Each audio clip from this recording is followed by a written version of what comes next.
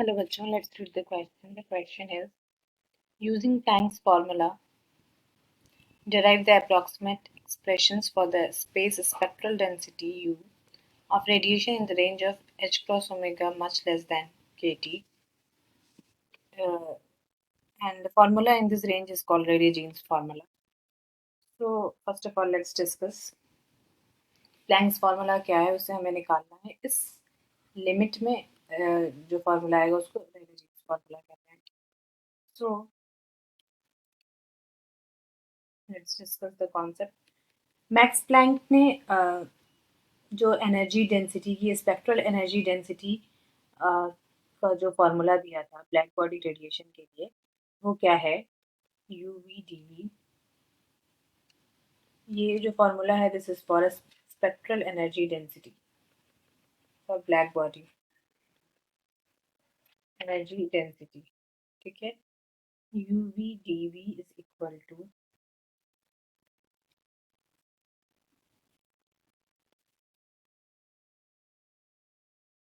8 pi H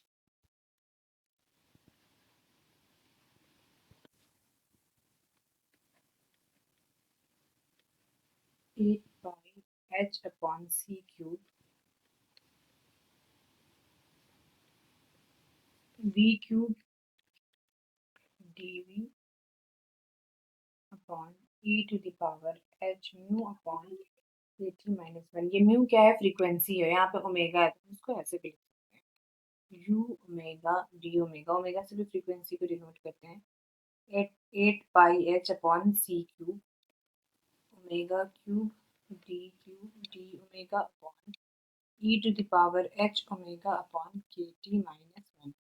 ठीक है, ये है प्लैंक्स का radiation formula for spectral density. This is the spectral energy density for black body radiation. ठीक है, कि मतलब total energy U V D V पर unit volume in cavity in the frequency. और फ्रीक्वेंसी का इंटरवल क्या होगा, omega to omega plus D omega. ठीक है, ये क्या है, total energy per unit volume in the cavity on the frequency range जिसकी ये है. ठीक है, omega to omega plus D. यहाँ पे जो यूज होगा वहाँ पे E to the power X का एक्सपेंशन यूज होगा. E to the power X का एक्सपेंशन हमें पता होना चाहिए, 1 प्लस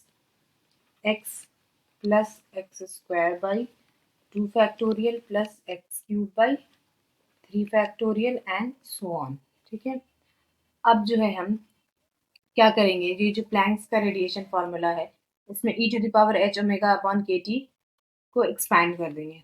तो क्या मिलेगा हमें, u omega d omega is equal to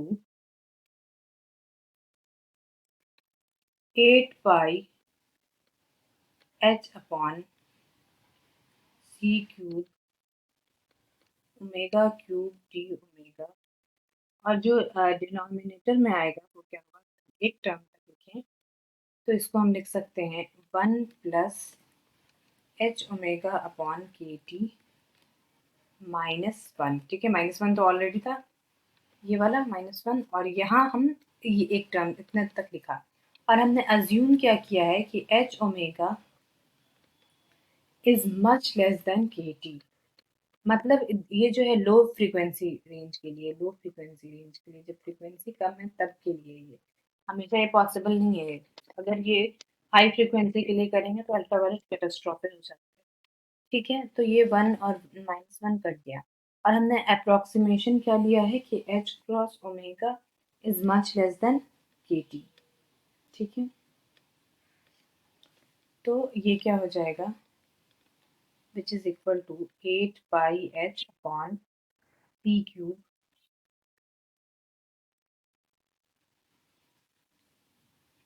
omega cube के टी अपॉन एच ओमेगा. ठीक है, ये हो जाएगा. के टी हम ऊपर ले गए तो यहाँ पे ओमेगा से एक ओमेगा कैंसिल हो जाएगा और एच कैंसिल हो जाएगा.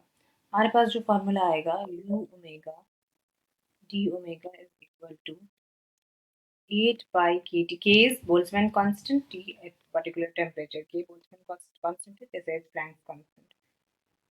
C cube omega square D omega, ठीक है, डी ओमेगा भी था। ये आ गया रेले जीन्स फॉर्मूला, ठीक है, इसी को हम कहते हैं रेले जीन्स फॉर्मूला। ये रेले और जीन्स ने दिया था, दैट्स व्हाई उनके नेम पे है रेले जीन्स फॉर्मूला। ये जो फॉर्मूला है ये वैलिड है सिर्फ लो फ्रीक्वेंसी रीजन के लिए। जब H cross omega much less than KT होगा, मतलब ये क्या है, ये थर्मल एनर्जी वाला टर्म है, और ये रेडिएशन फ्रीक्वेंसी वाला। तो ये अगर ओमेगा हम हाई कर देंगे, मतलब जब ओमेगा बहुत हाई है, टेंड्स टू इन्फिनिटी, तो इस फॉर्मूले के हिसाब से जो ये स्पेक्ट्रल डेंसिटी है वो भी इन्फिनिटी हो जाएगा, ठीक है। तो ऐसा जो है प्रैक्टिकल नहीं है। हाई फ्रिक्वेंसी पे अगर स्पेक्ट्रल डेंसिटी बहुत हाई हो जाएगा, ये प्रैक्टिकली पॉसिबल नहीं है। एक्चुअल में होता क्या है कि एनर्जी डेंसिटी ज़ीरो हो जाती है जैसे ही ओमेगा टेंड्स टू इन्फिनिटी हुआ, ठीक है। तो इस प्रॉब्लम में ये एक प्रॉब्लम था इस इक्वेशन में, क्योंकि ये एट हाई फ्रीक्वेंसी पे एनर्जी डेंसिटी को भी हाई कर दे रहा है। तो इसीलिए हम हाई फ्रीक्वेंसी रेंज में इसको नहीं यूज़ करते, it is only useful for at low frequency range. और इसी प्रॉब्लम को कि मतलब ओमेगा बढ़ने से स्पेक्ट्रल डेंसिटी भी बहुत बढ़ रही है, अल्ट्रावायलेट कैटास्ट्रोफी कहते हैं।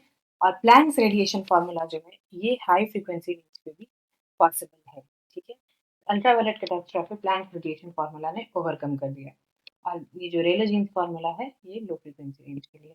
I hope you will understand, thank you.